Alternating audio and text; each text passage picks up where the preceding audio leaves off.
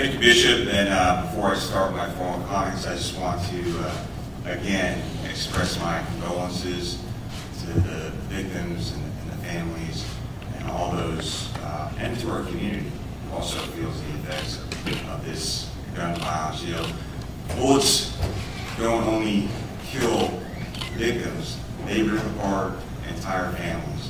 And that's why it's important for us to come together. So I just want to kind of recap yesterday's events and give you all some updated information on this case.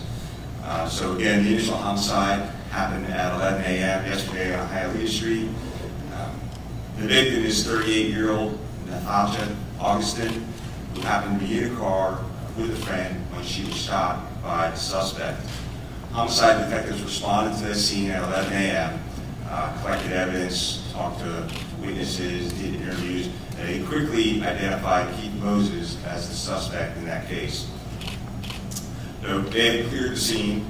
5 hours later, right after 4 o'clock, 911 calls started coming in from that earlier homicide scene about the shooting that involved two Spectrum News 13 journalists, reporter Dylan Lyons and videographer Jesse Walden. They were both transported to the hospital, and as you know, Dylan Lyons succumbed to his injuries. Jesse Walden remains in the hospital, but he is talking to our detectives and providing information. At the same time as that call, we received another 911 call about 2 more people shot on Harrington Street. The suspect had gone to a house on Harrington Street, entered the home for unknown reasons, and shot a mother and her 9-year-old daughter. So we are not naming the women at this time. They were transported to the hospital where, unfortunately, tragically, 9-year-old Tiana Major died from her injuries. Very quickly after the shooting, our deputies received the information from witnesses about what the suspect was wearing. We located Mr. Moses and challenged him. He was uncooperative, but the deputies were able to secure him at the scene. We recovered a Glock 40, a semi-automatic handgun from inside of his pants. That gun was still hot to the touch, meaning it had just been fired, and there were no more rounds left in the weapon. So numerous witnesses were located, interviewed. Several of them positively identified Keith Moses as the shooter in those cases. We also have video evidence of him at the scene at the time of the shootings. So Moses was taken to the hospital, claiming that he was injured and could not breathe. Once at the hospital, he did fight with hospital staff, and our deputies had to restrain him once again. We transported him to the Orange County Sheriff's Office to try and conduct the interview.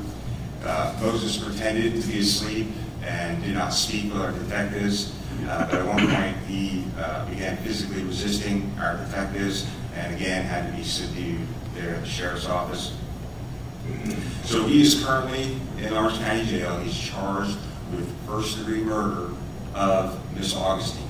And so there are additional charges to file. I am 100% confident that we will charge him with homicide in the killing of Dylan Lyons and also of the 9-year-old girl, Tiana Major, and numerous other charges. We're not looking for anyone else.